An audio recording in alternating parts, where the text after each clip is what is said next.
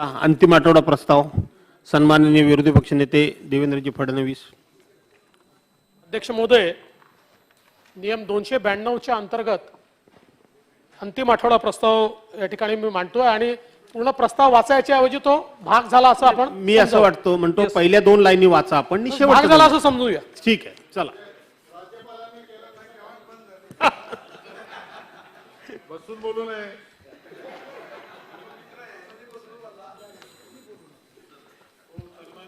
तसं आज आनंदाची गोष्ट आहे की छोटं का होईना पण माननीय मुख्यमंत्र्यांचं भाषण आम्हाला या सभागृहामध्ये ऐकायला मिळालं आणि एकूणच महाविकास आघाडीच्या सरकारच्या संदर्भात त्यांनी मांडलं की आम्ही चांगलं काम करतो आहे आणि जे काही आम्ही असं म्हणणाऱ्यांपैकी नाही आहोत की आम्ही निवडणुकीपुरतं हे म्हटलं आता हे करणार नाही.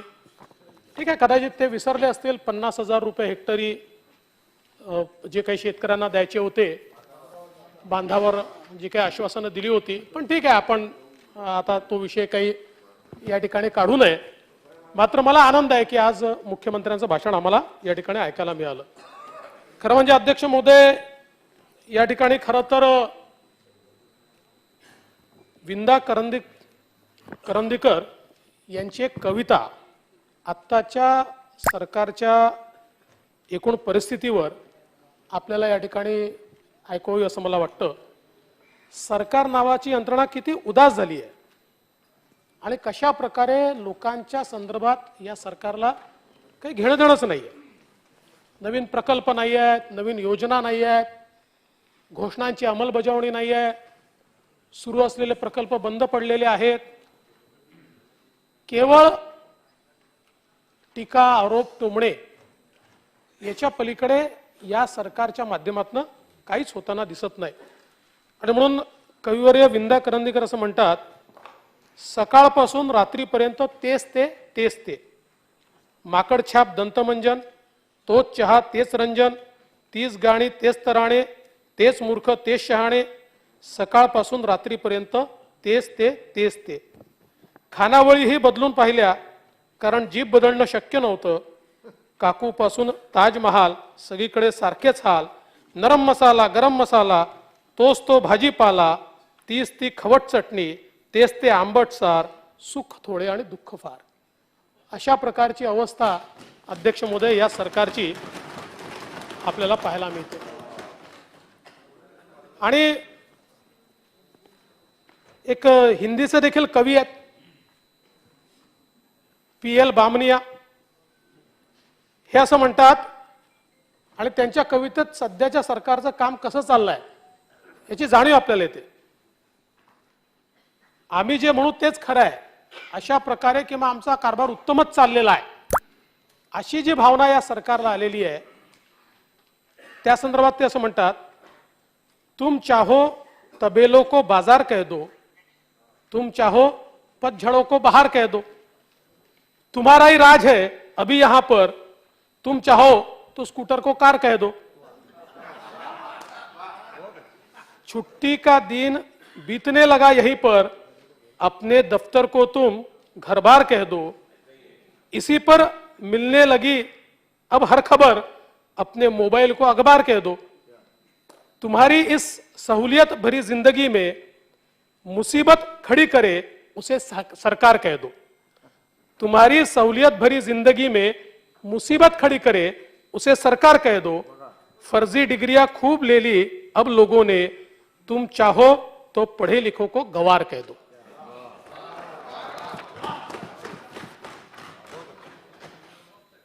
खरं म्हणजे आमचे मुख्यमंत्री साहेब असं म्हणतात की प्रश्न विचारायला अक्कल थोडी लागते. आता आम्हाला माहितीच नव्हतं, आम्ही उगीच 22-25 वर्ष या सभागृहामध्ये तारांकित प्रश्न अतारांकित प्रश्न काय काय प्रश्न विचारत बसलो. आधीच हे समजलं असतं तर नसते विचारले. पण काही लोकांना संसदेमध्ये संसद रत्न पुरस्कार मिळतो अधिक प्रश्न विचारल्याबद्दल, काहींना इथे पुरस्कार मिळतो अधिक प्रश्न विचारल्याबद्दल. पण आज आम्हाला समजलं प्रश्न विचारायला काही अक्कल लागत नाही. अध्यक्ष महोदय, खरं म्हणजे आमची चूक झाली. आम्ही आपलं MVA म्हणजे महाविकास आघाडी समजलो. नंतर लक्षात आलं महाविकास आघाडी नाही, महाविनाश आघाडी. मग लक्षात आलं महावसुली आघाडी. पण अलीकडच्या काळामध्ये तर ही मद्यविक्री आघाडी झाली आहे. MVA म्हणजे किती दूरचा विचार करून तुम्ही त्यावेळेस MVA नाव ठेवलं हे खरं म्हणजे या ठिकाणी लक्षात आलं. कारण बघा, पेट्रोल डिझेलचा कर आपण कमी केला नाही, पण दारूवर 50% केला. बार लायसन्सच्या नूतनीकरणावर 50% सूट दिली. नव्याने दारू विक्रीचा परवाना दिला. चंद्रपूरची दारूबंदी मागे घेतली. म्हणजे कोरोनाच्या काळात मंदिरं बंद, मदिरालय सुरू होती आणि क्लास बंद होते आणि ग्लास सुरू होते. तर महाराष्ट्राचं मध्यराष्ट्र करण्याचं जे काम चाललंय, खरं म्हणजे आता या संदर्भातले अनेक विषय माझ्याकडे आहेत, पण मला असं वाटतं की एकच मुद्दा मला विशेषत्वाने मांडावा असं वाटतो की ज्यांनी व्यसनमुक्तीसाठी संपूर्ण आयुष्य समर्पित केलं त्या अनिल अवचट यांना सकाळी श्रद्धांजली दिली आणि दुपारी मंत्रिमंडळ बैठकीत आपण वाईन विक्रीचा निर्णय घेतला की आता दुकानातही आपण वाईन त्या ठिकाणी विकू शकू. मी आता प्रश्न एवढाच आमच्या समोर आहे, कारण प्रश्न विचारायला अक्कल लागत नाही तरी काही प्रश्न आमच्या डोक्यात येतात. आता ड्राय डेला किराणा दुकान आणि सुपर शॉपी बंद राहील का? कारण वाईन तिथे विकली जाणार आहे. एक आमचे प्रवक्ते साहेब म्हणतात वाईन ही दारू नाही. मग आता ड्रंक अँड ड्राईव्ह मधनं वाईन वगळली जाणार का हे आम्हाला गृहमंत्र्यांनी सांगितलं पाहिजे. कारण वाईन ही दारू नाही आहे, त्यामुळे वाईन पिऊन ड्रायव्हिंग केलं तर no fine. If you have wine, no wine no fine. आणि ती दारू नसल्यामुळे आता वेगवेगळ्या बैठकांमध्ये आपण वाईन सर्व करणार का असा प्रश्न आला. आणि म्हणून मला एकाने खूप छान लाईनी बनवून पाठवल्या. तो म्हणाला किराण्याच्या यादीत आता वाढणार एक लाईन, बाकीच्या सामानासोबत एक बाटली वाईन. झिंगत झिंगत येथील मंत्री, स्वागत होईल फाईन. यालाच म्हणतात विकासाचं चालतं बोलतं साईन. हळूहळू विकतलेही बहुतेक उघड रम आणि व्हिस्की. राज्य कारभार करणे आता होणार अधिक रिस्की. खरं म्हणजे अध्यक्ष महोदय, शेतकऱ्यालाच मदत करायची होती. म्हणजे आता या ठिकाणी सांगितलं की अरे वाईनचा निर्णय हा शेतकऱ्याला मदत करण्याकरता आपण केला. मग त्याला जर मदत करायची होती तर 50,000 रुपये हेक्टरी आपण घोषित केले होते, ते द्यायला पाहिजे होते. किंवा टोमॅटो केचप, मुरावळा, जेली, जॅम, ज्यूस, ग्रेप्स, सबसीड ऑइल, द्राक्ष मनुका, फळांचे पल्प, अशा सगळ्या गोष्टी सोडून वाईनच्याच मागे आपण इतकं का लागलो हे मला समजत नाही. पण मला असं वाटतं की या संदर्भात अधिक मी बोलणार नाही. आज खरं म्हणजे अनेक विषय आपण या ठिकाणी घेतले आहेत, पण माझे काही सहकारी देखील विषय मांडणार आहेत. उद्या सुधीर भाऊ देखील या विषयावर बोलताना विशेषतः अनुशेषाचा विषय आणि विदर्भाचा विषय ते मांडतील. आणि म्हणून मुंबई महानगरपालिकेच्या संदर्भात मी या ठिकाणी बोलणार आहे. आता बघा काय झालंय की जगातली सर्वात श्रीमंत महानगरपालिका असं देशातली असं आपण मुंबई महानगरपालिकेचं वर्णन करतो. आणि इतके रिसोर्सेस आहेत. रिसोर्सेस असले तर विकास झाला पाहिजे, ही महानगरपालिका पुढे गेली पाहिजे, पण अशी परिस्थिती काही दिसत नाहीये. आत्ताच केंद्र सरकारने एक इंडेक्स घोषित केला आणि million plus municipalities and municipal performance index असं त्याचं नाव आहे. मागच्या वेळेस मला आठवतं की हा इंडेक्स ज्यावेळेस आला होता 2017 साली, तर इलेक्शनमध्ये मला असं वाटतं की त्यावेळेस माननीय आताचे मुख्यमंत्री तेव्हाचे पक्षप्रमुख हे या इंडेक्सचाच हवाला देत होते की बघा या इंडेक्समध्ये आम्ही किती चांगलं काम केलंय, त्यामुळे या इंडेक्सवर तर आपला विश्वास आहेच. आता या इंडेक्समधली अवस्था अशी आहे की 4थ्या क्रमांकावर पिंपरी चिंचवड आहे, 5व्या क्रमांकावर पुणे आहे आणि मुंबई ही 8व्या क्रमांकावर गेली आहे. पण ते ठीक आहे, म्हणजे तेव्हा तुम्ही 1 क्रमांक म्हणत होतात, पण ते ठीक आहे. महत्वाचं काय आहे की जे आम्ही सातत्याने म्हणतो की मुंबईमध्ये प्रचंड भ्रष्टाचार आहे. मुंबई महानगरपालिका म्हणजे मगाशी आमचे मुख्यमंत्री महोदय सांगत होते की मुंबईला सोन्याचं अंड देणारी कोंबडी काही लोक समजतात, पण माझं मत आहे महानगरपालिकेत जे सत्ता चालवत आहेत ते महानगरपालिकेला सोन्याचं अंड देणारी कोंबडी समजतात. अशी परिस्थिती या महानगरपालिकेची आहे. आपल्याला आश्चर्य वाटेल, देशातल्या सगळ्यात श्रीमंत महानगरपालिकेचं आणि ज्यांचा क्रमांक देशात 8वा आहे त्यांचं रँक इन फायनान्शियल मॅनेजमेंट किती असावा? फायनान्शियल मॅनेजमेंट मधला आपला रँक आहे 45वा. देशामध्ये 45व्या नंबरवर आपण आहोत. 8व्या नंबरवर नवी मुंबई आहे, 14व्या नंबरवर पुणे आहे, 17व्यावर पिंपरी चिंचवड आहे, अगदी नागपूर देखील आपल्या वर गेली आहे. फायनान्शियल मॅनेजमेंटमध्ये नागपूरचा क्रमांकही जी या कुठल्याही महानगरपालिकेच्या तुलनेत गरीब महानगरपालिका आहे, रिसोर्सेस कमी आहेत, त्याचाही नंबर आपल्या वर आहे. फायनान्शियल रिसोर्स मॅनेजमेंटमध्ये मुंबईला कुठे नेऊन ठेवलं आपण? 45व्या क्रमांकावर. आणि याचा जर ग्रॅन्युलर डाटा आपण बघितला तर त्याच्यामध्ये आपल्याला अजून लक्षात येतं की किती प्रकारचे मिसमॅनेजमेंट्स या मुंबईमध्ये आपण करतो आणि कशा प्रकारे मुंबई महानगरपालिकेच्या बजेटला लुटून नेण्याचं काम हे या मुंबई शहरामध्ये होत आहे. आणि म्हणून आपण भावना किती चांगली असेल, मुख्यमंत्र्यांचं भाषण चांगलं होतं, छोटंसं होतं, पण भावना खूप सुंदर होती की मुंबईकरांना आपल्याला काहीतरी द्यायचं आहे, गरिबांना द्यायचं आहे, श्रमिकांना द्यायचं आहे. पण देण्याच्या नावाखाली आपण घेतोय. आपण या ठिकाणी सफाई कामगारांना जी काही घरं देण्याची योजना आहे, आमचे सहकारी त्यातला भ्रष्टाचार मांडणार आहेत. आपण त्याला चेहरा सुंदर दिलाय, सफाई कामगाराला घर, पण प्रत्यक्षामध्ये सफाई कामगाराच्या नावावर आपल्या स्वतःच्या तिजोऱ्या कशा भरल्या या संदर्भात अमित साटम तुम्हाला योग्य प्रकारे सांगतील. आणि केवढा मोठा भ्रष्टाचार या योजनेमध्ये आपण केला, म्हणजे सफाई कामगाराला देखील आपण सोडायला तयार नाही, अशा प्रकारची परिस्थिती ही आपल्याला पाहायला मिळते.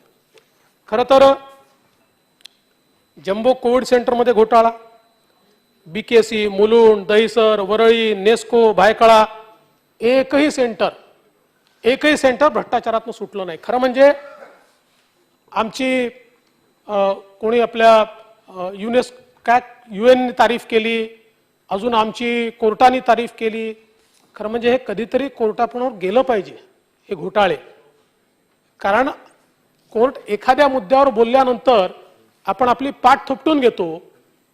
त्याच वेळी हे जे एवढे घोटाळे झाले आहेत ना, कोविड सेंटर उभारणीतला घोटाळा, त्यातल्या साहित्य खरेदीत घोटाळा, उपकरण खरेदीत घोटाळा, संचालनाच्या कंत्राटात घोटाळा, मनुष्यबळ पुरवठ्यात घोटाळा, डेड बॉडी कव्हर खरेदीत घोटाळा, face mask, sanitiser, face shield खरेदीत घोटाळा, पदाधिकाऱ्यांच्या कंपन्यांनाच त्याच्यामध्ये कशी कामं दिली, रेमडेसिवीर खरेदीत घोटाळा, भंगारात घोटाळा, रस्ते चर भरणीत घोटाळा, आश्रय योजना जी तुम्ही सांगितली त्याच्यामध्ये घोटाळा, पेंग्विन देखभालीत घोटाळा, ई टेंडरमध्ये घोटाळा, नाले सफाईत घोटाळा, उद्यान विकासात घोटाळा, पंपिंग स्टेशनमध्ये घोटाळा, मालमत्ता कर वसुलीमध्ये घोटाळा, KEM रुग्णालयामध्ये घोटाळा, बेस्टच्या डिजिटल तिकीट निविदात घोटाळा, विद्यार्थ्यांच्या टॅब खरेदीत घोटाळा, बदल्यांमध्ये घोटाळा.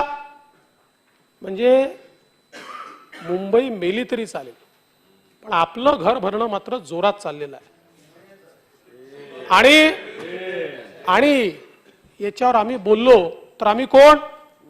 महाराष्ट्राचे शत्रू, मुंबईचे शत्रू, मराठी माणसाचे शत्रू. म्हणजे मराठी माणसाच्या मुंबईला लुटून खाणारे मराठी माणसाचे दैवत, मराठी माणसांचे ते हितचिंतक. आणि भ्रष्टाचाराच्या विरुद्ध जे आवाज उठवतात तो आवाज दाबण्याकरता आम्ही शत्रू. पण काळजी करू नका, मुंबईचा मराठी माणूस असो की अमराठी माणूस असो, प्रत्येकाच्या लक्षात या कोविडमध्ये आलाय की प्रेताच्या टाळूवरचं लोणी कोणी खाल्लंय, कोण आपला शत्रू आहे हे प्रत्येकाच्या लक्षात आलेलं आहे. आणि म्हणून खरं म्हणजे ही जी परिस्थिती मुंबईची केली आहे, आज आपण बघा कोविडच्या काळामध्ये मेडिकल इमर्जन्सीच्या नावाखाली कोविड सेंटर सुरू केले. आवश्यक होते, देयर वॉज अ इमर्जन्सी. पण मुंबईमध्ये अनेक नामांकित आणि रेप्युटेड संस्था होत्या की ज्यांना हे काम देता आलं असतं, पण आपल्या पदाधिकाऱ्यांच्या नातेवाईकांना हे काम देण्याचा जो घाट घालण्यात आला, काय परिणाम झाला? 5 कोविड सेंटरचा 100 कोटीचा कॉन्ट्रॅक्ट पदाधिकाऱ्यांच्या नातेवाईकांना दिला.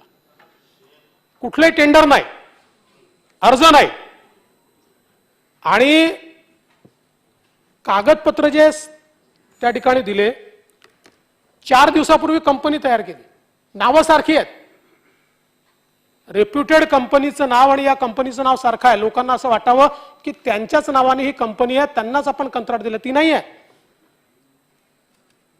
पार्टनरशिप झालेले आहेत. आणि त्या करतानाही हे लोक इतक्या घाईत होते की स्टॅम्प पेपर कधी जुने आहेत, काही ठिकाणी डेट्स चुकलेले आहेत, काही ठिकाणी कटपेस्ट केलाय. म्हणजे दुसऱ्याचा एक्सपिरियन्स घेण्याकरता झेरॉक्सेस काढली आहेत, फोटोकॉपी काढून त्या ठिकाणी लावून टाकली आहे. आणि अशा प्रकारे केवळ हे आपण कॉन्ट्रॅक्ट देऊन थांबलो नाही, तर याच्यामध्ये 38 कोटीचं अधिकचं पेमेंट देखील आपण केलं. आणि फार चांगल्या प्रकारे हे सगळं केलं. एक्सपिरियन्स नाही अशा लोकांना काम द्यायचं, आणि त्या ठिकाणी पेशंट येऊ का न येऊ 50% पेमेंट मिळेलच. म्हणजे अनेक सेंटर असे आहेत की जिथे रिकामे होते, पूर्ण रिकामे होते, पण आपण पेमेंट केलाय. याचं कारण कोणीतरी जवळचे लोक हे कोविड सेंटर चालवत होते. आता तुम्ही बघा, ही जी lifeline hospital management services company आहे, याला पुणे महानगर प्रदेश विकास प्राधिकरणानं शिवाजीनगरचं जम्बो कोविड सेंटरचं काम दिलं. जरा 15 दिवसात तुम्ही त्यांना हाकललं तिथनं, कारण त्या एका पत्रकाराचा मृत्यू झाला, त्यानंतर लक्षात आलं की यांच्याकडे काहीच नाही आहे. 15 दिवसात तुम्ही त्यांना हाकललं आणि ब्लॅकलिस्ट केलं. त्यांनाच 5 कोविड सेंटर मुंबईमध्ये दिले, त्यांनाच दिले. आणि खरं म्हणजे इतक्या या घोटाळ्याच्या वेगवेगळ्या तक्रारी या ठिकाणी करण्यात आल्या आहेत, पण त्यावर कुठली कारवाई ही मात्र होताना दिसत नाही. आता आपण मुलुंड कोविड सेंटरचं बघा, तडकाफडकी आपण त्याचं काम दिलं. आणि आपले सत्तारूढ पक्षाचे एक नेते आहेत, त्यांची एक ट्रस्ट आहे, Asha cancer trust and research centre, यांना हे काम दिलं. आम्हाला वाटलं की चला, Asha cancer trust and research centre म्हणजे काहीतरी कुठली तरी चांगली संस्था असेल. त्याची माहिती घेतल्यानंतर असं लक्षात आलं की अशा प्रकारची संस्था कुठेही रजिस्टर्डच नाहीये, कुठेच नाहीये. त्याचं केवळ नाव एक तयार केलं, सुंदर लेटर पॅड तयार केलं, आणि त्याच्या आधारावर त्या ठिकाणी तक्रार दिली. आणि मग काय झालं, महिन्याभरात मुलुंड कोविड सेंटरच्या अधिष्ठात्याने तक्रार केली की या कंपनीची लायकी नाही, क्षमता नाही, डॉक्टर नर्स पुरवले जात नाही. आणि मग 4 महिन्यानंतर त्यांचा कॉन्ट्रॅक्ट रद्द करण्यात आला. पदाधिकारी आहेत. अध्यक्ष महोदय, कोविडच्या काळामध्ये खरं म्हणजे ऑक्सिजनच्या संदर्भात आपण निर्णय केला.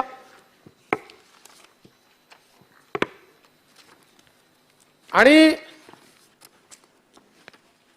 आपण सांगितलं की 10 रुग्णालयामध्ये ऑक्सिजन जनरेशन प्लांट आपण लावायचे.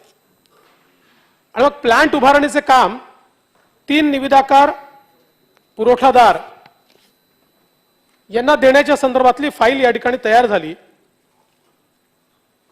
आणि मग हे जे ऑक्सिजन जनरेशन प्लांट आहेत हे तयार करण्याकरता 84 कोटी रुपयाचं कंत्राट दिलं. आता या 3 कंपन्या ज्या आहेत या तिन्ही कंपन्या ब्लॅकलिस्टेड होत्या, तिन्ही. आणि शेवटी यातल्या एका कंपनीला, म्हणजे मला तर आश्चर्य वाटतं की एका दिवसात त्या कंपनीने जाऊन डिस्ट्रिक्ट कोर्टातनं त्याच्या विरुद्ध ऑर्डर आणला. खरं म्हणजे अशा प्रकारच्या ब्लॅकलिस्टिंगच्या संदर्भात डिस्ट्रिक्ट कोर्टाचं ज्युरिस्डिक्शन कुठे आहे मला समजत नाही. ते नाही आहे, त्याची प्रोसेस आहे, पण कंटेस्ट नाही केलं. आणि ही हायवे नावाची कंपनी आहे,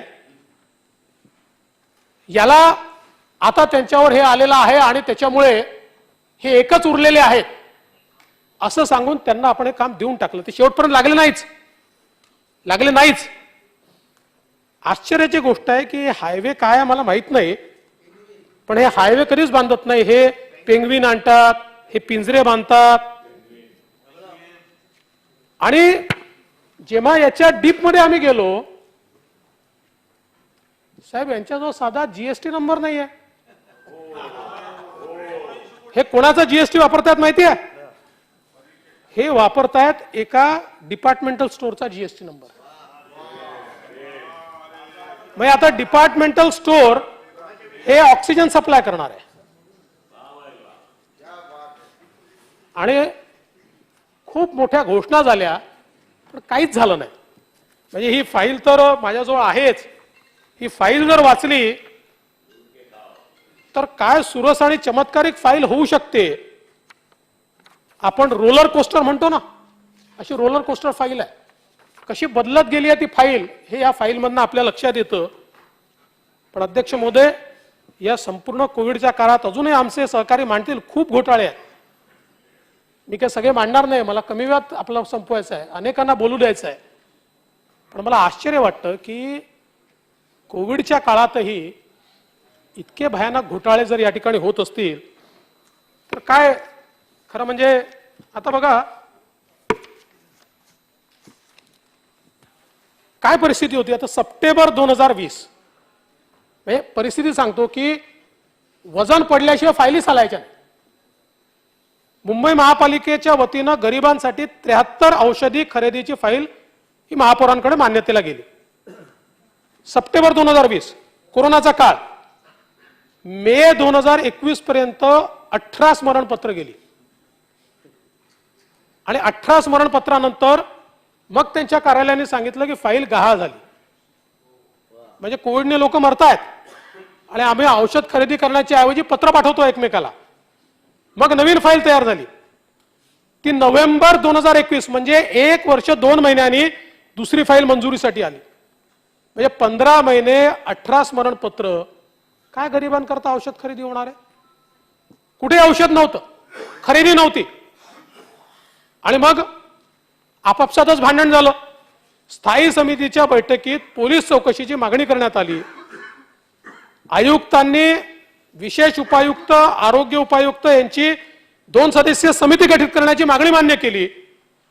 14 दिवसात अहवाल येणार होता. अजूनही तो अहवाल आलेलाच नाही, कारण तो येऊ शकत नाही. आणि फाईल गहाळ झाल्याची तक्रार देखील या ठिकाणी नाही. आता ही फाईल कोणाची वाट पाहत होती हे मी काही वेगळं सांगण्याची आवश्यकता आहे असं मला या ठिकाणी वाटत नाही.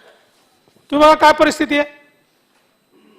इंजेक्शन आणि सर्वसाधारण लसी शेड्यूल 1 मुंबई महानगरपालिका, सगळ्यात श्रीमंत महानगरपालिका. जुलै 2021 मध्ये करार संपला.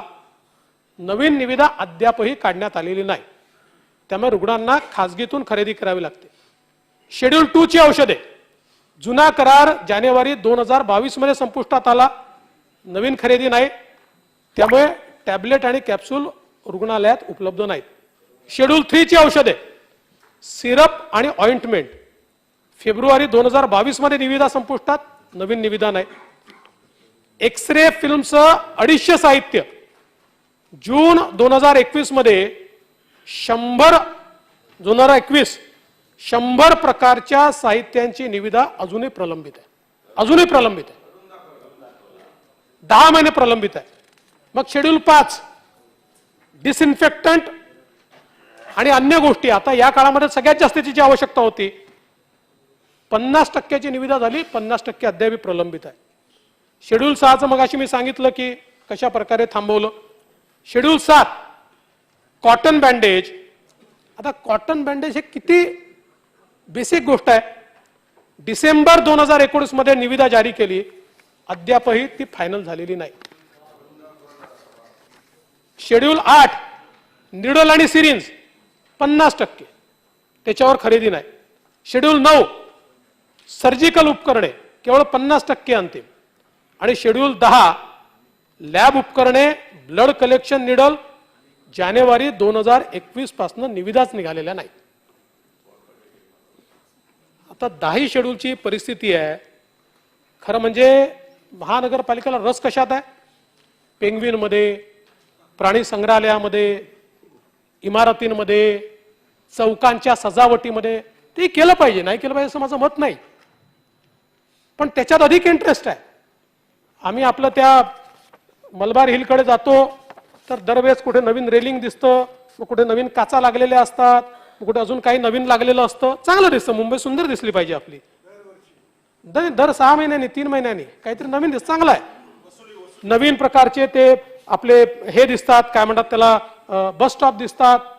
नवीन प्रकारचं स्ट्रीट फर्निचर आम्हाला पाहायला मिळतं. आता तर आपण मुंबई रंगवत, चांगली गोष्ट आहे, दिसलंच पाहिजे. पण त्याच वेळी महापालिकेच्या रुग्णालयात येणाऱ्या या गरीब माणसाला अशा कोरोनाच्या काळामध्ये अशा प्रकारे जर आपण काहीही उपलब्ध ठेवणार नसू तर नेमकी काय परिस्थिती होईल. आणि अध्यक्ष महोदय, खरं म्हणजे अंध डळतं आणि कुत्रं पीठ खातं असं काहीतरी म्हण आहे. ही परिस्थिती या ठिकाणी पाहायला मिळते. आता बघा, अजमेरा बिल्डर 2010 मध्ये त्यांनी मस्केरान्स परिवाराकडनं 2.55 कोटीमध्ये दहिसर येथील संपूर्ण अतिक्रमण असलेली जमीन, 100% अतिक्रमण आहे, ही जमीन 2.55 कोटीत विकत घेतली. त्यानंतर ती एक्वायर करा असं ते तगादा त्यांनी लावला आणि सातत्याने तो तगादा सुरू होता. पहिल्यांदा सीताराम कुंटे कमिशनर, मग अजय मेहता कमिशनर आणि मग प्रवीण परदेशी कमिशनर, या तिन्ही महापालिका आयुक्तांनी ही जमीन एक्वायर करू नये अशा प्रकारचा आदेश त्या ठिकाणी दिला. आणि त्यानंतर नवीन सरकार आल्याबरोबर जी जमीन 2.55 कोटीमध्ये म्हणजे 2,55,00,000 घेतली होती, पूर्ण अतिक्रमित जमीन होती, त्या जमिनीचं 349 कोटी रुपयाचं आपण पेमेंट केलं. आणि त्याच्यावर तो बिल्डर सॅटिस्फाईड नाही आहे, तो कोर्टात गेलाय. तो म्हणतो मला 900 कोटी रुपये पाहिजे. आणि कदाचित कोर्टात संगनमत करायचा प्रयत्न झाला, कोर्टाच्या लक्षात येईल, पण नाही आलं आणि संगनमत झालं तर 900 कोटी रुपये देखील या ठिकाणी मिळतील. आणि काय सुंदर या ठिकाणी संकल्पना असते. आता माहुल पंपिंग स्टेशनच्या उभारणीसाठी पुन्हा अजमेरा बिल्डर, भूखंडाची अदलाबदली. आता माहुल पंपिंग स्टेशन बांधण्याकरता अजमेराचाच भूखंड योग्य आहे अशा प्रकारचा निर्वाळा हा महानगरपालिकेच्या अधिकाऱ्यांनी दिला. आणि मग हा काय भूखंड होता? हा CRZ बाधित भूखंड होता. याच्यावर कुठलंही बांधकाम हे अजमेरा करू शकत नव्हते, कुठले नाही. आणि मग पालिकेची जागा होती जवळ, त्याच्यावर उद्यान आणि बगीचाचं आरक्षण होतं. मग स्वॅपिंग ऑफ लँड केलं आणि स्वॅपिंग ऑफ लँड करताना अनबिल्डेबल ही जागा आम्हाला पंपिंग स्टेशन बांधायचं म्हणून महानगरपालिकेने घेतली आणि पालिकेच्या जागेवर जे उद्यान आणि बगीचाचं आरक्षण होतं ते काढून त्याला निवासी प्रकल्पाचं आरक्षण करून त्याला दिलं. म्हणजे स्वॅपिंग ही नॉन बिल्डेबल, त्याला खरं तर उद्यान आणि बगीचाचं आरक्षण असतं तरी त्याला DCR प्रमाणे खूप पैसे मिळाले असते, पण अल्लाह मेहरबान, तो गदा पहलवान. त्यामुळे अशी परिस्थिती या ठिकाणी आली की तेही आरक्षण बदलवून आणि त्याला अशा प्रकारचं या ठिकाणी लाभ देण्यात आला. आणि महानगरपालिकेतल्या सगळ्या विरोधी पक्षांनी, म्हणजे तुमच्यासोबतच्या काँग्रेसनी, आमच्या भाजपनी, सगळ्यांनी याचा विरोध केला. रईस भाई, सही बात है, आपको पता है, सगळ्यांनी विरोध केला. पण काय आहे, कोरोनाच्या काळामध्ये तर अध्यक्ष महोदय बैठका, म्हणजे विधानसभेचं अधिवेशन झालं पण महानगरपालिकेची बैठक ऑनलाईन, आणि विरोधी पक्ष बोलायला गेला की म्यूट, चर्चा नाही. हम करे सो कायदा, हजारो कोटी रुपयाचे काय टेंडर निघाले आहेत, आश्चर्य आहे. खरं तर आता या सगळ्या कोरोनाच्या लॉकडाऊनमुळे व्यवहार बंद होते. आपण मगाशी मंत्री महोदयांनी सांगितलं की आम्ही कशी बिल्डरांना सूट दिली वगैरे, चांगलं केलं, ठीक आहे, मान्य करू, चला, अतिशय चांगलं तुम्ही काम केलं, सुंदर. पण त्याच वेळी सामान्य माणसांनी 1 रुपया थकवला तर तुम्ही त्याचं विजेचं कनेक्शन कापता, तुम्ही त्याच्यावर कारवाई करता. मात्र सामान्य माणसावर कारवाई करणारी मुंबई महानगरपालिका बिल्डरांकडे 2300 कोटी रुपयाचा मालमत्ता कर थकलेला आहे. मोठे मोठे लोक आहेत, यातला 1 पैसा आम्ही वसूल करत नाही. म्हणजे हा वेगळा न्याय त्यांच्याकरता काय आहे हे या ठिकाणी खरं म्हणजे मला लक्षात येत नाही. आज आपण बघा, मुंबईच्या एसटीपीच्या संदर्भात अध्यक्ष महोदय, मुंबईमध्ये एवढी महत्वाची ही महानगरपालिका आहे, या महानगरपालिकेचं सगळं अनट्रीटेड पाणी आम्ही समुद्रात टाकतो, इतके वर्ष झाले. आणि म्हणून ज्यावेळेस मी मुख्यमंत्री झालो त्यावेळेस मी याचा पाठपुरावा केला. या देशामधला सगळ्यात मोठा प्रश्न असा होता की डिस्चार्ज स्टँडर्ड्स तयार झाले नव्हते. आणि म्हणून तेव्हाचे गोव्याचे मुख्यमंत्री मनोहर पर्रिकर आणि मी, आम्ही दोघं केंद्र सरकारकडे गेलो आणि पूर्ण देशाकरता डिस्चार्ज स्टँडर्ड्स तयार झाले पाहिजेत आणि एसटीपी कंपल्सरी झाला पाहिजे याची आम्ही मागणी केली. त्यानंतर सातत्याने मुंबई महानगरपालिकेच्या अधिकाऱ्यांना दिल्लीला बोलवून मी 6 बैठकी केल्या आणि त्या बैठकांमध्ये डिस्चार्ज स्टँडर्ड्स फायनल करायला लावले. त्यानंतर ग्रीन ट्रायब्युनलचा एक कार्यक्रम झाला पुण्याला, सगळे जजेस होते, सर्वोच्च न्यायालयाचे आणि ग्रीन ट्रायब्युनलचे. मी त्या ठिकाणी खंत व्यक्त केली की आम्ही इतका प्रयत्न करून हे डिस्चार्ज स्टँडर्ड्स या ठिकाणी तयार करतोय आणि कोणीतरी जाऊन ट्रायब्युनलमध्ये जातं आणि त्या ठिकाणी त्याच्यावर स्थगिती आणतं. त्यामुळे काही लोकांना हे होऊच द्यायचं नाहीये. आणि तिथे देखील सर्वोच्च न्यायालयाच्या जजेसनी आणि ग्रीन ट्रायब्युनलच्या जजेसनी सकारात्मकता दाखवली आणि हे सगळे डिस्चार्ज स्टँडर्ड्स आपण तयार केले. आणि त्यानंतर मुंबई महानगरपालिकेने याच्या निविदा काढल्या. पण अध्यक्ष महोदय, याच्या निविदांमधला घोळ इतका आहे, मी त्या ठिकाणी ज्यावेळेस इथल्या निविदा बघितल्या, महानगरपालिकेला प्राप्त किंमत निविदेची होती 7.47 कोटी पर MLD. मी देशभरामध्ये 100% एकूण एक एसटीपीची किंमत आणली, एकूण एक. बंगलोरमध्ये कुठे जिथे छोट्यातला छोटा असेल, मोठ्यातला मोठा असेल, जेवढे एसटीपी रेकॉर्डवर आहेत या प्रत्येक एसटीपीची किंमत आणली आणि मुंबई महानगरपालिकेला मी ते पत्र दिलं. आणि आपल्याला आश्चर्य वाटेल की साधारण भारतातली सरासरी किंमत आहे 1.70 कोटी पर MLD. म्हणजे एका MLDला 1,70,00,000 आणि मुंबई महानगरपालिकेचं टेंडर आलं 7.47 कोटी, 7 पटीने जास्त. आणि त्यावेळेस मी ऑब्जेक्शन घेतलं याच्यावर, मी म्हटलं लूट आहे. आणि आजही खरं म्हणजे हा सगळा विषय सर्वोच्च न्यायालयात गेला, सर्वोच्च न्यायालयाने चपराक दिली, हे रद्द करायला लावलं. आणि आता सर्वोच्च न्यायालयाच्या देखरेखीखाली ही निविदा होतीये. पण माझ्या समोरचा प्रश्न एवढाच आहे की सर्वोच्च न्यायालय हे काही याच्या स्टँडर्ड्स मध्ये जाणार नाहीये, ते प्रक्रियेवर जाणार आहे. आजही मी दाव्यानं सांगतो, या ठिकाणी जे एस्टिमेट तयार केले ते इन्फ्लेटेड एस्टिमेट्स आहेत. आणि कसे एस्टिमेट तयार केलेत माहितीये, माझ्याकडे जर एखादं इक्विपमेंट आहे, एखादी टेक्नॉलॉजी आहे, तर मी गेलो आणि मी सांगितलं ही पण ऍड करून टाका.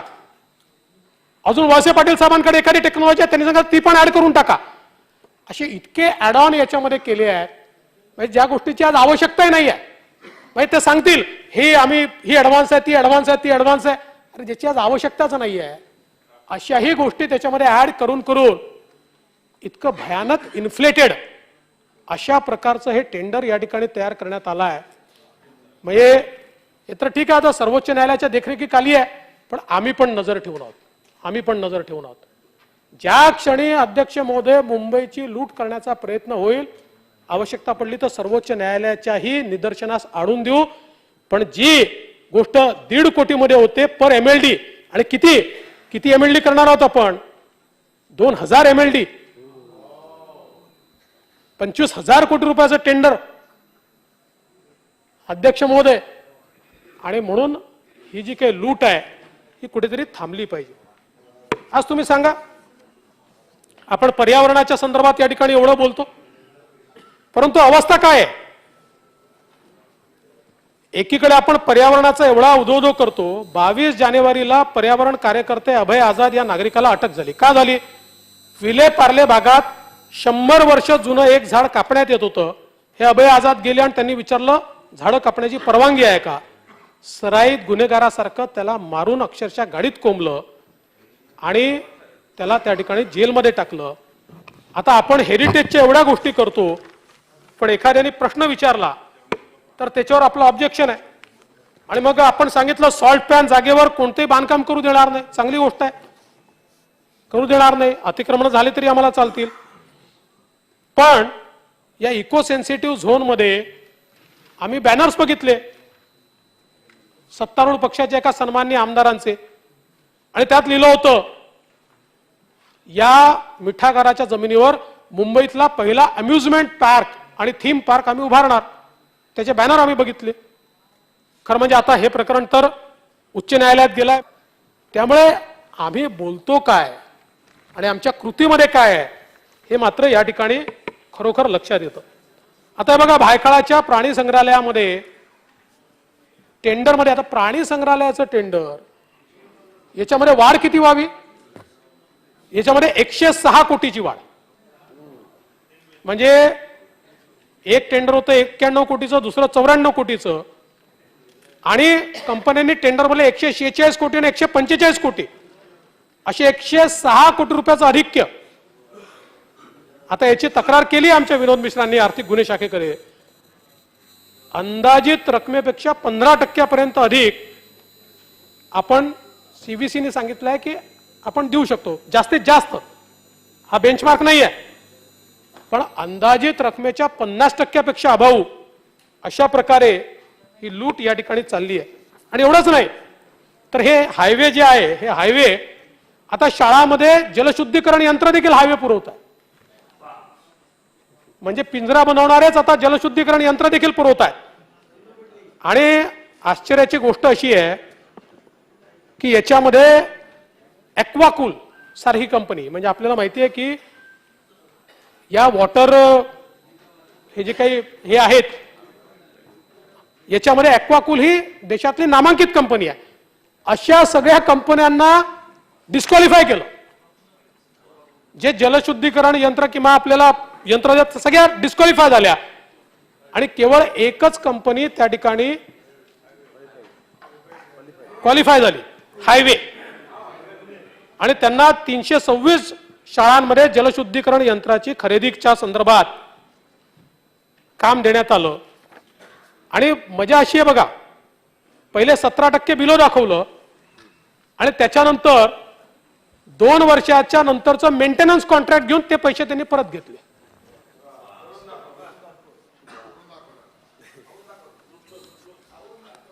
आता राणीच्या बागेच्या संदर्भात तर आमचे असलम शेख साहेब आहेत का इथे, त्यांनीच ऑब्जेक्शन घेतलंय. आता मी काय सांगायचं याच्यात, इथे पुन्हा हायवेच आहे, जाऊ द्या.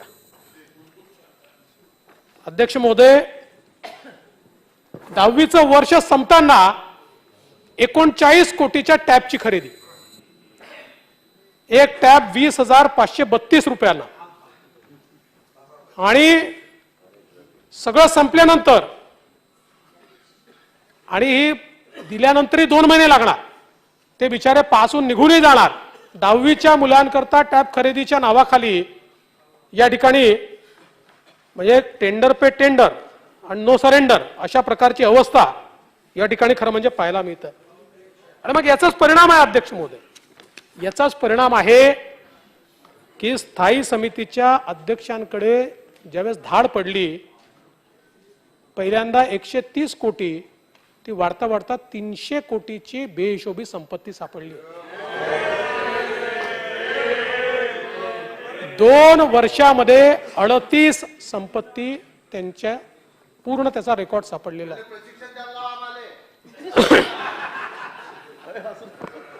असं प्रशिक्षण घेऊ नका. असं प्रशिक्षण घेतल्यानंतर आर्थर रोड जेलमध्ये जावं लागतं. चांगलं प्रशिक्षण घ्या. म्हणजे इकडे लोक कोरोनाने मरत होते आणि तिकडे प्रॉपर्ट्या घेणं चाललं होतं. प्रॉपर्ट्या घेण्याचा रेटही बघा, 24 महिन्यात 38 प्रॉपर्ट्या.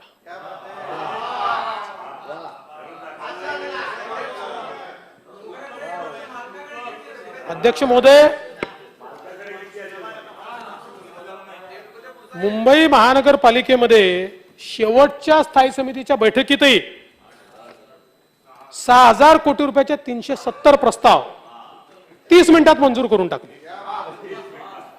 पण मजेची गोष्ट बघा, म्हणजे सगळं काय निम्नस्तर जलाशय, भूमिगत जलबोगदा, आर दक्षिण महापालिका रुग्णालयाचे इमारत बांधकाम, वैशिष्ट्यपूर्ण रुग्णालयाचे बांधकाम, रुग्णालयातील विविध कामे, अग्निशमन वाहन खरेदी, त्यानंतर 600 कोटी 800 कोटी मलनिस्सारण विभागासाठी शीघ्र वाहन खरेदी, अजून कुठल्या जलाशयाची पुनर्बांधणी.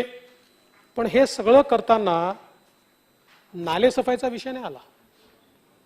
आता मॉन्सून येणार आहे, शेवटची सभा आहे. उन्हाळ्यानंतर आपली परिस्थिती काय असते आपण मुंबईची बघितली आहे. पण नालेसफाईच्या संदर्भात मात्र कुठलाही विषय आला नाही. आणि हे जे सगळे विषय आहेत, बांधकामाचे विषय, हे मात्र मोठ्या प्रमाणात. आणि मजा अशी आहे की तुम्ही 7 मार्चला तिथलं सीसीटीव्ही फुटेज बघा, काय लाईन लागली होती हो, भयानक काय लाईन लागली होती. आणि आजकाल काय की मी पेन ड्राईव्ह दिला तर लोकांना राग येतो. पण तुम्हाला पाहिजे असेल तर तिथल्या लागलेल्या लाईनीत कोण कोण आहे याचा पेन ड्राईव्ह मी तुम्हाला द्यायला तयार आहे. मी तयार आहे. कोण आत जात होतं, कोण बाहेर येत होतं, हे द्यायला मी तयार आहे. पण अध्यक्ष महोदय जाऊ द्या. खरं म्हणजे खंदकांसाठी अध्यक्ष महोदय 559 कोटी रुपयाचं कंत्राट ज्यावेळी आमच्या भाजपच्या सदस्यांनी लावून धरलं की याच्यामध्ये घोटाळा आहे, अध्यक्ष महोदय महानगरपालिकेचे 136 कोटी रुपये त्याच्यामध्ये वाचले. 136 कोटी नाही तर देऊन टाकलं होतं. पण ज्यावेळेस आमच्या लोकांनी संघर्ष केला ते 559 कोटीवरनं 433 कोटीवर आलं. आता हे 136 कोटी कोणाच्या खिशात जाणार होते हे आता या ठिकाणी खरं म्हणजे काही लक्षात येत नाही. अध्यक्ष महोदय, खरं तर भ्रष्टाचार इतका बोकाळलेला आहे राज्यामध्ये. धुळ्याचे उपनिबंधक अभिजित देशपांडे उपनिबंधकाला वरिष्ठ लिपिकाने लाच मागितली आणि 24 ते 27 डिसेंबर मधला प्रकार आहे. आणि का मागितली? तो हुशार आहे. तो म्हणाला, वरिष्ठ लिपिक आनंद शिंदे, की तुम्ही सहकारी बँकेच्या निवडणुकीत एका उमेदवारी अर्ज बाद करण्याचे 15 लाख रुपये घेतले. तुम्ही 15 घेतले, त्यातले 2 मला द्या.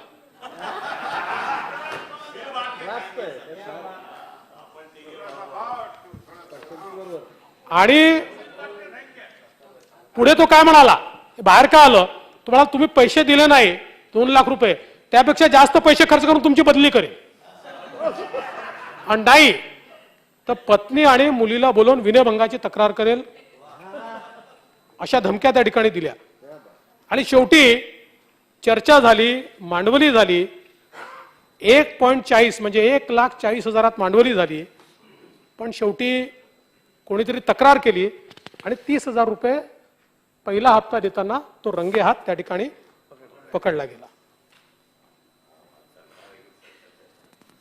अंगडियाकडनं कशी वसुली चालली आहे, आशिष शेलारांनी काल सांगितलं, मी पुन्हा ते सांगून या संदर्भात आपला वेळ घेत नाही.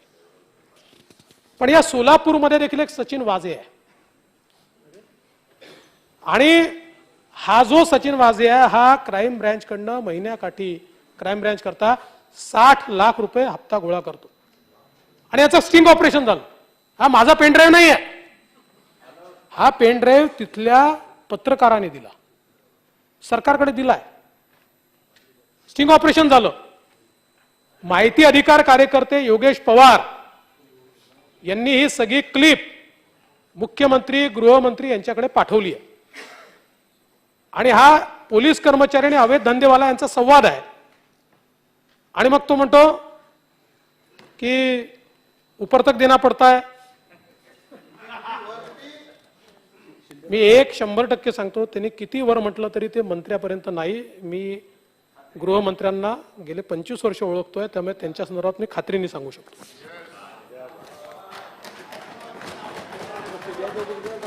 पोलीस आयुक्तालयाकडनं सुरू असलेल्या वसुलीची तक्रार अँटी करप्शनला झाली. म्हणजे आता काय की पोलीस वसुली करतायत अशी अँटी करप्शनला तक्रार आहे, ती पेंडिंग आहे. आणि मग नंतर पोलीस आयुक्तांनी चौकशी समिती नेमण्याची घोषणा केली, पण काही झालं नाही. तो काय म्हणतो, संदीप शिंदे साहब जैसा बोलेगा वैसे कमिश्नर सुनते, इतनी मेरे को गारंटी है. हे शिंदे साहेब नाही. अध्यक्ष महोदय, या सभागृहामध्ये सदस्यांनी बोलल्यानंतर त्यांच्यावर जर प्रशासन डूख धरणार असेल तर सदस्यांनी बोलायचं की नाही हा प्रश्न या ठिकाणी निर्माण होतो. बार्शीचे आमदार राजेंद्र राऊत यांनी या ठिकाणी तिथल्या अवैध व्यवसायाच्या संदर्भात विषय मांडला. या सभागृहामध्ये सन्माननीय राज्यमंत्र्यांनी आश्वासन दिलं, मी येऊन तिथे बैठक घेईन. माननीय राज्यमंत्र्यांनी येऊन बैठक घेतली, त्याच्यामध्ये लोकप्रतिनिधी आले. त्या लोकप्रतिनिधींनी काही पुराव्यासहित तक्रारी केल्या की कसे अवैध धंदे चालले आहेत. त्यानंतर या लोकप्रतिनिधींना अक्षरशः अध्यक्ष महोदय टार्गेट करण्याचं काम हे त्या ठिकाणी चाललेलं आहे. आणि राजेंद्र राऊत यांना तर कुठल्याही परिस्थितीत म्हणजे ओपनच सांगितलं आहे की तुम्हाला कुठल्या तरी गुन्ह्यात घेणारच आणि तुमच्या मुलाला तर फसवणारच, 100% फसवणार. बरं, ते जे PI आहेत अध्यक्ष महोदय, त्यांचा रेकॉर्ड काय आहे, किती वेळा सस्पेंड झाले आणि कशा कशात सस्पेंड झाले आहेत. आणि असे PI तिथे जर आपण देत असाल आणि त्यांच्या अध्यक्षतेखाली छान सगळे अवैध धंदे चालत असतील तर काय आमदारांनी चूप बसायचं, मुख घेऊन बसायचं. मी स्वतः मागच्या डीजीला आणि या डीजीला त्यांची तक्रार केली आहे. मी स्वतः केली तक्रार, पुराव्यासहित केली आहे. कारवाई होत नाही.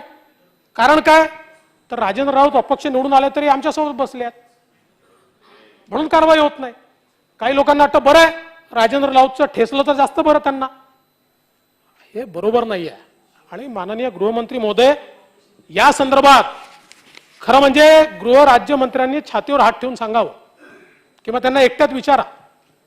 ते बैठकीला गेले होते, काय काय तक्रारी त्यांच्याकडे आल्या आहेत त्यांना माहिती आहे, एकदा विचारा त्यांना. आणि अशा प्रकारे जर या सभागृहामध्ये बोललं म्हणून किंवा या सभागृहाच्या अंतर्गत एखाद्या बैठकीच्या संदर्भातला संदर्भ दिला म्हणून जर लोकप्रतिनिधींवर पोलीस अशा प्रकारे दंडुकेशाही करत असतील, आज अध्यक्ष महोदय मी आज तुम्हाला सांगतो त्यांच्या मुलाचा जीव धोक्यात आहे, त्याचं पत्रही दिलेलं आहे. काही कारवाई होणार नाही माहिती आहे, पण हे झालं नाही तर काय हरकत नाही आहे. मी ठरवलंय जर अशा प्रकारची वागणूक मिळणार असेल मी स्वतः त्या ठिकाणी जाईल आणि हजारोचा मोर्चा घेऊन त्या पोलीस स्टेशनला घेराव घालेल. हे चालणार नाही. या सभागृहातले आमचे अधिकार अशा प्रकारे जर अध्यक्ष महोदय काही पोलिसांना वाटत असेल की आपल्याला संरक्षण आहे, हे योग्य नाहीये आणि कुठल्याच संदर्भात योग्य नाही अध्यक्ष महोदय. म्हणून काय अवस्था आहे आपण बघा. नाशिकमध्ये गंगापूर रोडवर दादोजी कोंडदेव नगर एका बागेत अश्लील चाळे सुरू असल्याची तक्रार घेऊन काही नागरिक पोलीस चौकीत गेले. त्या पोलीस चौकीतली परिस्थिती अजूनच भयानक होती. 5-6 पोलीस दरवाजा आतून लावून दारूची पार्टी करत होते. लोकांनी बंद दारावर आवाज का दिला? वाजवलं लोकांनी. त्या मद्यधुंद पोलिसांनी तक्रार द्यायला आलेल्यांना बदडून काढलं. शेवटी आलेल्यांनी ओरड केली, मोठा जमाव त्या ठिकाणी तयार झाला. मग दारू पार्टी करणारे पोलीस फरार झाले. आता नाशिकचे आयुक्त यांना अनेक वेळा ही तक्रार दिली आहे, पण ते अतिशय कायद्याचे तज्ज्ञ आहेत. त्यामुळे आता नेमकं कधी यांच्यावर ते कारवाई करणार आहेत हा अत्यंत महत्वाचा विषय आहे. अशी अवस्था अध्यक्ष महोदय की बीडमध्ये आंबेजोगाई बांधकाम विभागात कंत्राटदार धमक्या देतात, कट्यार दाखवतात, अधिकाऱ्यांना कागदावर सह्या करायला लावतात. म्हणून सार्वजनिक विभागाच्या कर्मचारी अभियंता कार्यकारी अभियंता संजय कुमार कोकणे यांनी जिल्हाधिकाऱ्याला पत्र दिलं की आम्हाला पिस्तूल बाळगण्याची परवानगी द्या.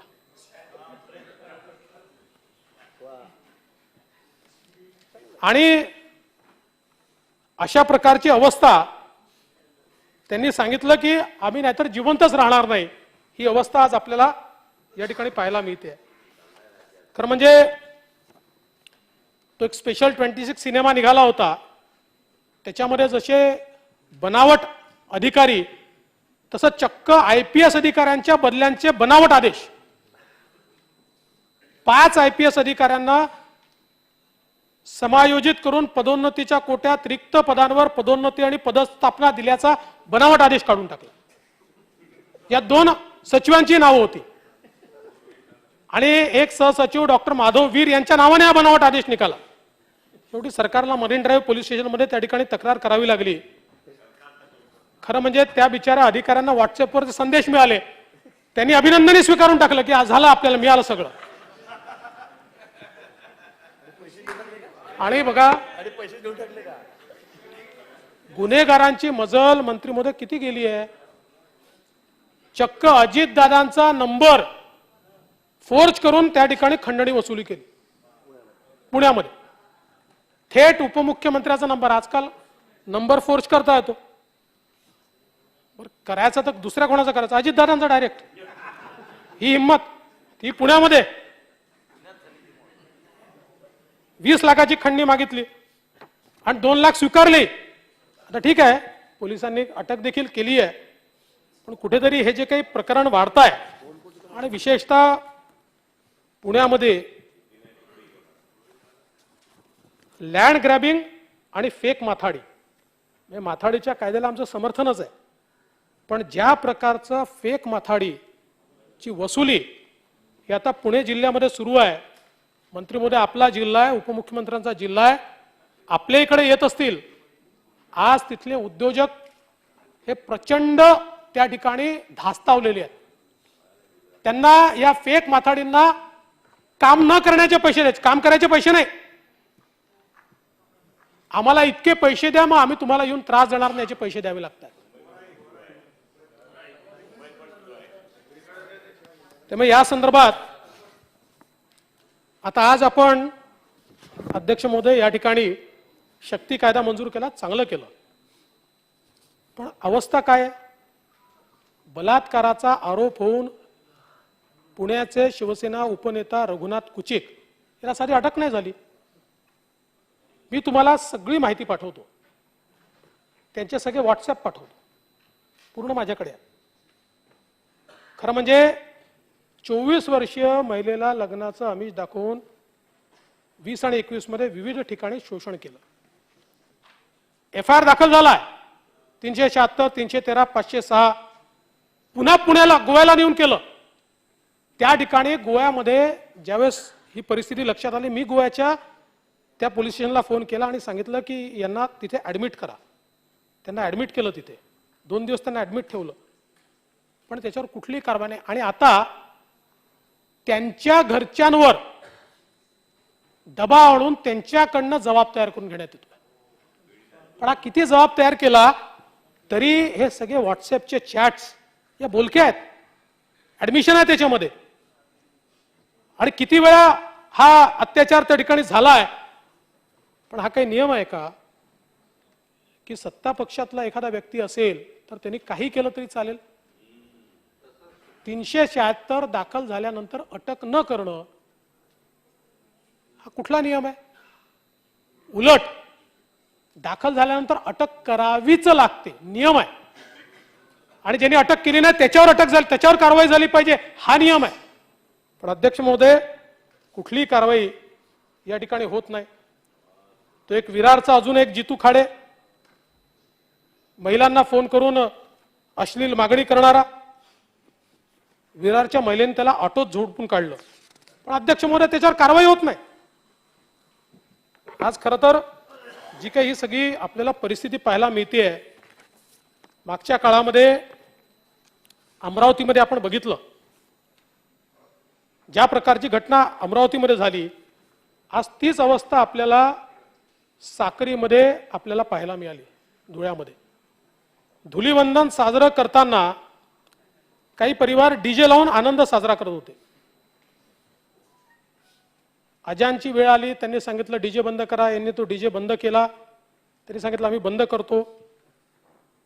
आणि प्रभू श्रीरामाच्या संदर्भातलं गीत सुरू होतं आणि अचानक दगडफेक सुरू झाली. काही लोक मध्यस्थी करायचा प्रयत्न करत होते, थेट तलवारीने हल्ला झाला.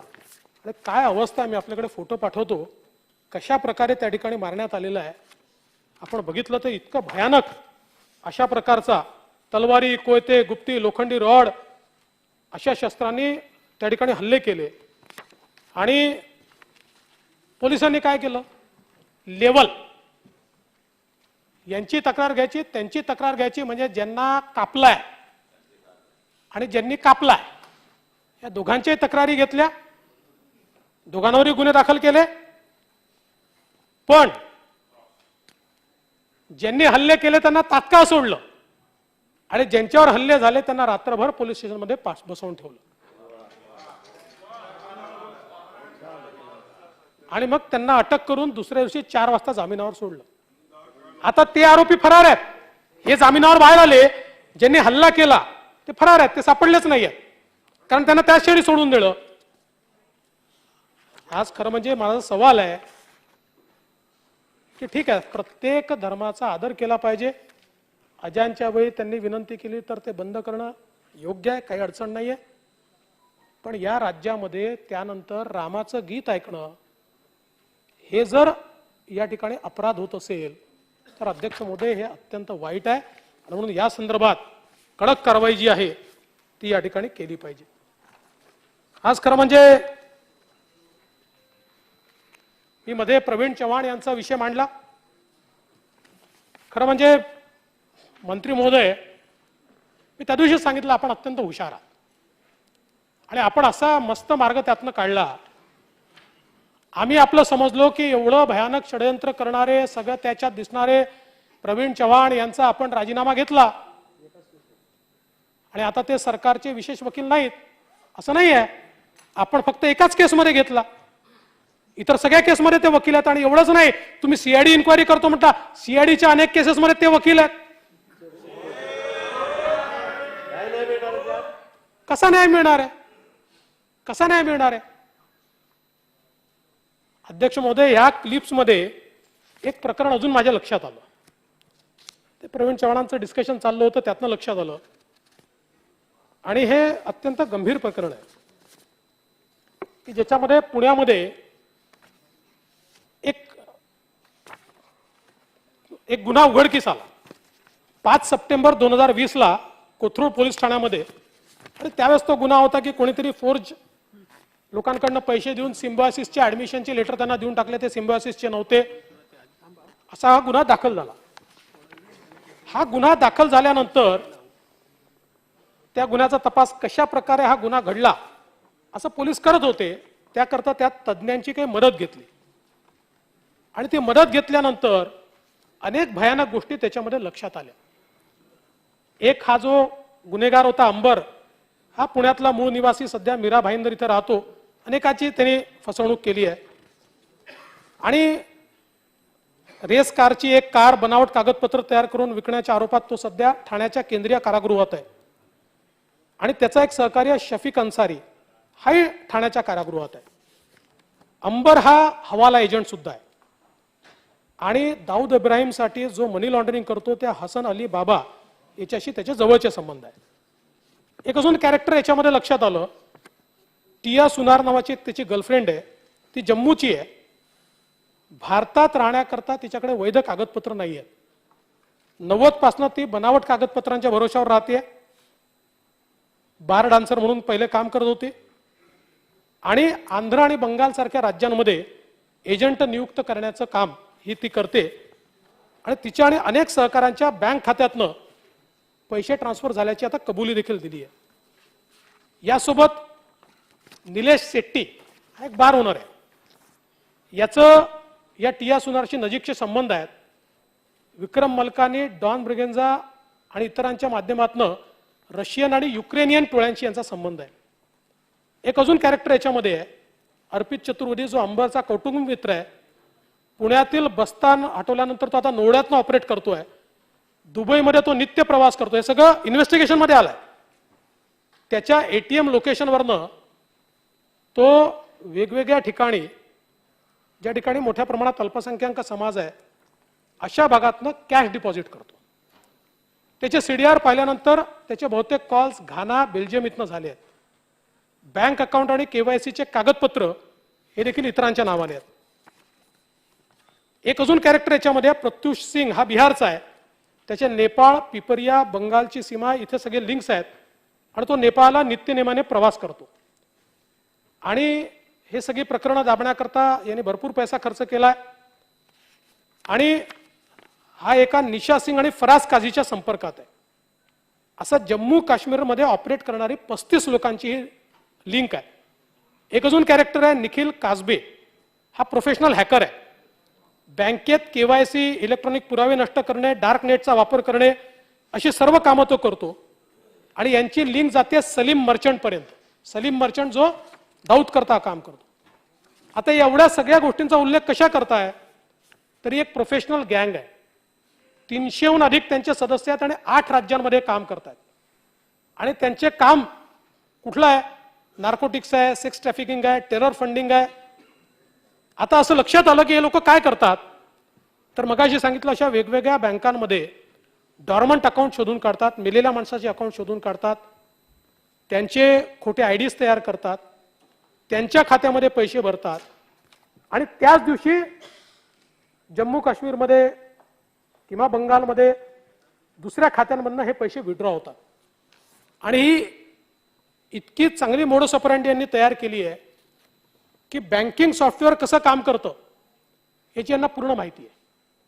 त्यामुळे संध्याकाळ व्हायच्या आत हा सगळा पैसा ट्रान्सफर झालेला असतो.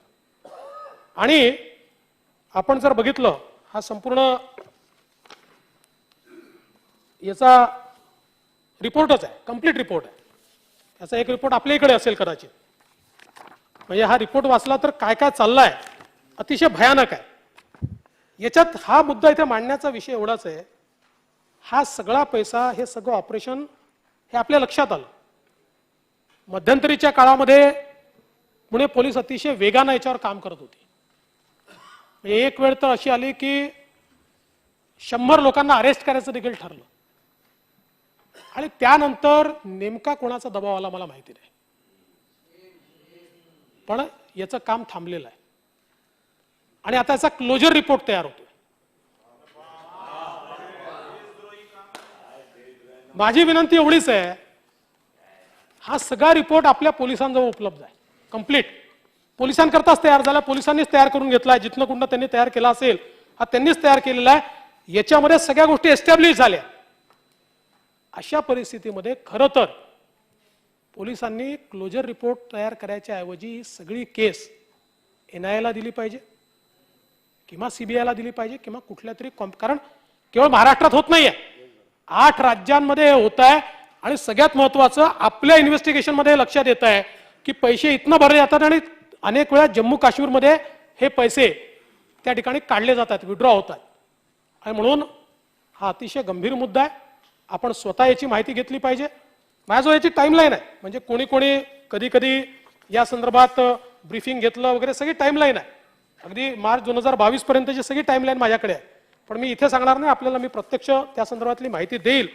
पण मला हे लक्षात येत नाही की कुठल्या दबावाखाली हे बंद होत आहे, कारण पुणे पोलीस अतिशय चांगलं काम करत होती आणि अचानक हे काम बंद होत आहे.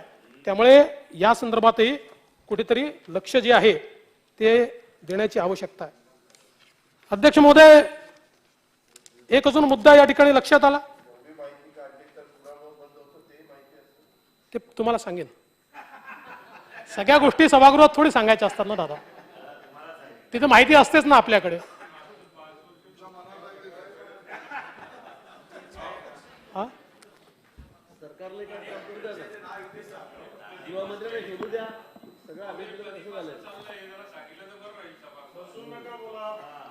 दोन 2020 साली हा गुन्हा दाखल झाला आहे. पण समजा असं समजून चालला की 2010 पासून चाललाय, 15 अगदी मी मुख्यमंत्री झाल्यापासून चाललाय, तरी सोडून द्यायचं का? नाही सोडायचं ना. पुन्हा जेव्हा उघडकीस येईल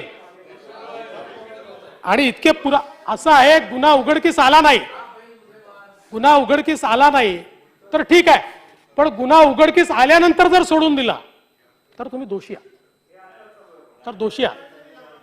काही नॅशनल इंटरेस्टच्या ज्या गोष्टी असतात ना, त्यात तुम्ही आम्ही नसतो, त्यात देश असतो.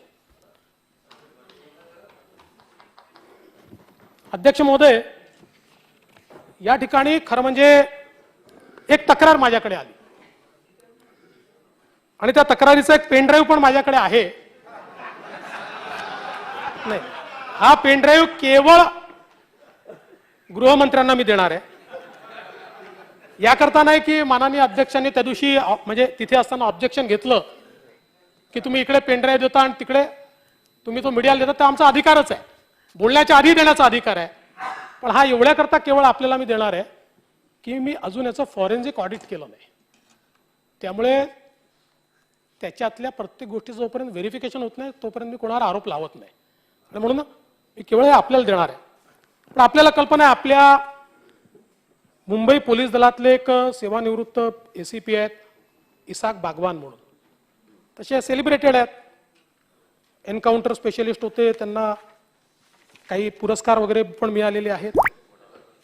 पण आता त्यांच्या बंधूंनी एक त्यांची तक्रार केली आहे. हा, पुस्तकही लिहिलं आहे. आणि दादा, त्यांचं बारामती कनेक्शन आहे, म्हणजे तुमच्याशी काही कनेक्शन नाही आहे, पण बारामतीचे आहे. पण हे सेवेत असताना मोठ्या प्रमाणात त्यांनी संपत्ती या ठिकाणी जमा केली. म्हणजे एकटी बारामतीमध्ये यांनी गट क्रमांक 69 मधील 16 हेक्टर 48 आर 42 एकर एने जमीन आहे त्यांच्याकडे. आपल्याला माहिती आहे बारामतीतले रेट काय आहेत दादा? हा, दादांची नसेल एवढी, नाही त्यांची शेती जमीन असेल ना, बगैर शेती कशाला, शेतकरी आहेत ते. त्यानंतर खूप आहे, म्हणजे बारामती गट नंबर, बारामती अशोकनगर, बारामती असं वेगवेगळे, तिथपासनं तर अगदी मुंबईतल्या संपत्तीपर्यंत मी त्याची माहिती आपल्याला पूर्ण देईन. मुळात इसाक बागवान यांचे सख्खे भाऊ नसीर बागवान, वडील इब्राहिम माणिक बागवान आणि चुलत भाऊजे बिल्किस गुलाब हुसेन बागवान यांच्या नावावर त्यांनी त्या खरेदी केल्या, नोकरीत असताना खरेदी केल्या. त्यानंतर नोकरीवरनं निघाल्यानंतर, म्हणजे रिटायर झाल्यानंतर, यांनी पहिल्यांदा नुसता एक साधा अर्ज दिला आणि त्या अर्जाच्या आधारावर या सगळ्या मालमत्ता या आपल्या नावावर त्यांनी करून घेतल्या. बिल्किस बागवान यांनी सुद्धा साधा अर्ज दिला आणि ती मालमत्ता नावावर झाली. सोहेल बागवान यांनी देखील दिल्या. आणि एवढंच नाही तर इसाक बागवान यांनी, कपूर नावाचे एक व्यक्ती आहेत, त्यांना ही जमीन विकली आणि तीच जमीन 2 महिन्यात पुन्हा परत घेतली. आणि अशा या सगळ्या जमिनीच्या व्यवहारामध्ये आपल्याला हे लक्षात येतं की या जमिनी कोणाच्या नावाने घेतल्या होत्या. यातल्या काही जमिनी तर फरीद मोहम्मद अली वेल्डर. कोण आहे फरीद मोहम्मद अली वेल्डर? तर ज्यावेळेस 2017 मध्ये दाऊद इब्राहिमचा भाऊ इक्बाल कासकर याला ठाणे क्राईम ब्रँचने अटक केली होती, त्यावेळी इक्बाल कासकर यांनी सांगितलं होतं की हा जो फरीद मोहम्मद अली वेल्डर आहे याला मी पैसे दिले आहेत, 10 लाख रुपये मी याला दिले आहेत आणि त्याचा अकम्प्लिस म्हणून या फरीद मोहम्मद अली वेल्डरचं नाव त्याच्यामध्ये आलेलं आहे. आणि फरीद मोहम्मद अली वेल्डर ची चौकशी झाल्या तो 7 दिवसात मृत्युमुखी पडला. त्यानंतर तो वाचला नाही, तो गेला. आणि महत्वाची गोष्ट अशी की हा फरीद मोहम्मद अली वेल्डर काही वेल्दी माणूस नाहीये, हा त्याच्यासोबत काम करणारा. पण 41 लाख रुपयाला हीच प्रॉपर्टी फरीद मोहम्मद अली वेल्डरने त्यांच्याकडनं विकत घेतली. आणि मजेची गोष्ट अशी आहे की ही जी विकत घेतलेली सगळी यांची संपत्ती 10 वर्ष नावावर ठेवली आणि आता 30/12/2020 ला फरीद मोहम्मद अली वेल्डरच्या मुलाने ही सगळी संपत्ती इसाक बागवान यांना बक्षीसपत्र करून दिली.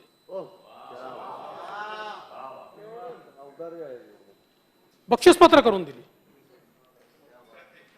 आणि ह्या सगळ्या याच्यात ही आपल्याला पेनड्राईव्ह देण्याचं कारण याकरता आहे की याच्यामध्ये एका राजकीय नेत्याने मध्यस्थी केली.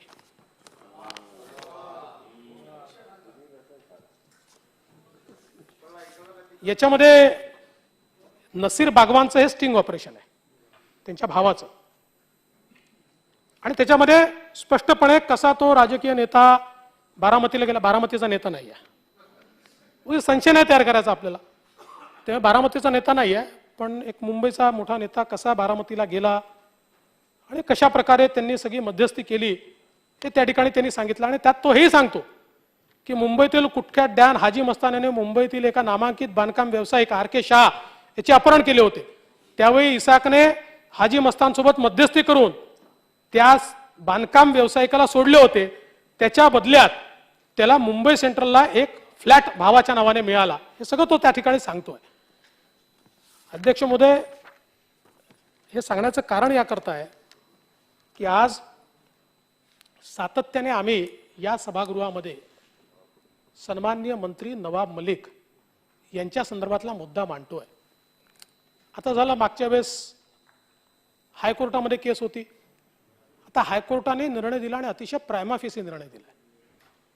आणि जे आर्ग्युमेंट्स माननीय मंत्री महोदय या सभागृहात आपण केले ते सगळे हायकोर्टाने दुसऱ्या दिवशी फेटाळले, ते सगळे फेटाळलेले.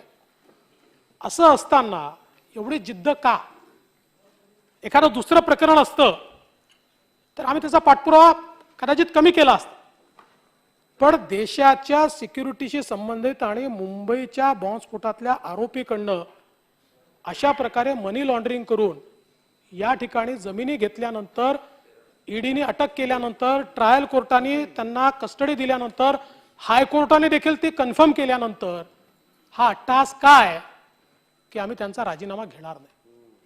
सरकारच्या प्रतिमेवर याचा परिणाम होतो, हा परिणाम होतोय. म्हणजे हे कदाचित तुम्हाला असं वाटत असेल की केंद्र सरकार राज्य सरकार वगैरे काही नाही. सामान्य माणसाचा प्रश्न आहे. सामान्य माणसाचा प्रश्न आहे की एक मंत्री जेलमध्ये असताना त्याचा राजीनामा का घेतला जात नाही.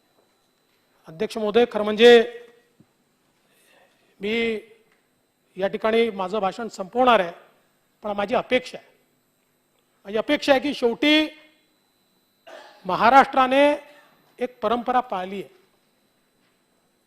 आणि महाराष्ट्रामध्ये आज आपण पाहतोय, तुम्ही आमच्यावर आरोप लावता, आम्ही तुमच्यावर आरोप लावतो. तुम्ही सांगितलं केंद्रीय एजन्सी करतायत. आता मी सकाळीच बोललो कशा प्रकारे दरेकरांवर त्या ठिकाणी सहकार विभागाची कंप्लेंट नाही, बँकेची कंप्लेंट नाही, सुमोटो पोलीस कंप्लेंट घेतात. ठीक आहे, आम्ही कोर्टात जाऊ, कोर्ट जो निर्णय देईल तो आम्ही मान्य करू, आम्ही असं म्हणत नाही. आज सर्वोच्च न्यायालयाच्या न्यायाधीशांनी टिप्पणी केली आहे की कालच महाराष्ट्रातल्या सरकारमधले काही लोक असं बोलले की न्यायालय एकतर्फी निर्णय देतो. त्यांनी सांगितलं की असा आरोप झाला तर या आरोपाला आम्ही कचऱ्याची पेटी दाखवतो, पण आम्ही त्याची नोंद घेतली. आणि म्हणून मला असं वाटतं की एकूणच मुंबई महानगरपालिकेचा भ्रष्टाचार असो किंवा ही सगळी प्रकरणं असो, या संदर्भात कुठेतरी कारवाई झाली पाहिजे.